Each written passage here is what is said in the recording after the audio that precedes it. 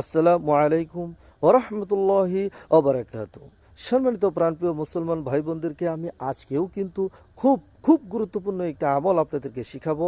আর তা হচ্ছে আল্লাহ তাআলার পবিত্র গুণবাচক নাম ইয়া করিমু, ইয়া করিমু। সঠিকভাবে উচ্চারণ করবেন ইয়া করিমু। এর কিন্তু বিশেষ ফজিলত গুণাগুণ রয়েছে।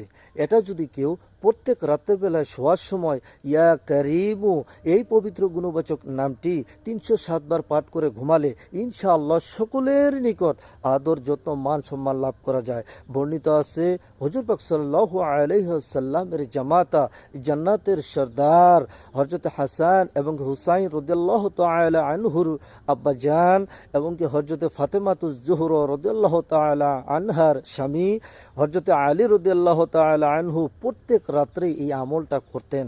তাই এই গুরুত্বপূর্ণ সুন্দর আমলটি যেন সকলে শিখতে পারে, জানতে পারে, ভিডিওটি শেয়ার করে সকলের কাছে পৌঁছে দেবেন। ধন্যবাদ।